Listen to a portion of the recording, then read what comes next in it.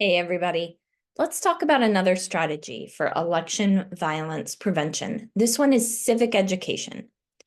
We've talked before about the fact that people who become violent tend to become violent because they honestly don't think they have another option, or at least they don't think they have a better option. There's something that they need or that they want, and they're looking around and they're saying, listen, violence is the best way forward. It's the best way to get what I'm looking for. It's not necessarily that conscious a decision process, but that's kind of what's going on in people's heads. So when we talk about civic education is about providing as many nonviolent options as possible, making sure that people just flat out know what are my choices if something is going wrong with the country or the government or the election process. And actually, I don't think I can fix that by voting. What are my other options? One of your options is that there is a number to call or a person to contact in your local area if you believe that something has gone wrong with the election process. There's actually a hotline or a human being who's responsible for that. Do some research, find out what that process is in your local area, and let people know about it because it's different for every local area, but there is one.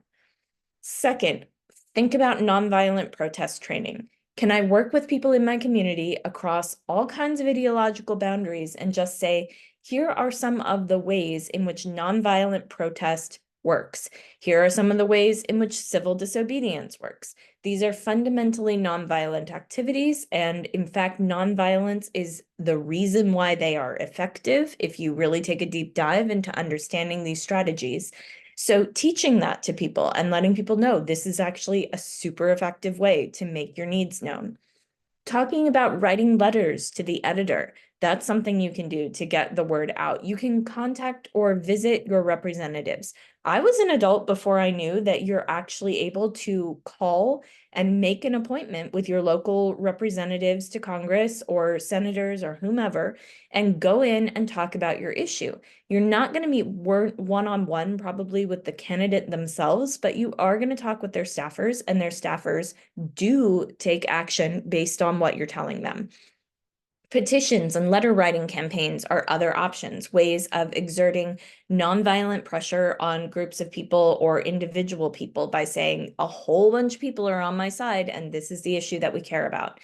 And then also just looking for pre-existing groups and opportunities, people who are already doing this kind of nonviolent work, already working on advancing a particular political cause or whatever it might be, and saying, here is a place where you can go, here is a thing that is already set up, and this is a way of having a really strong effect on that passionately held belief.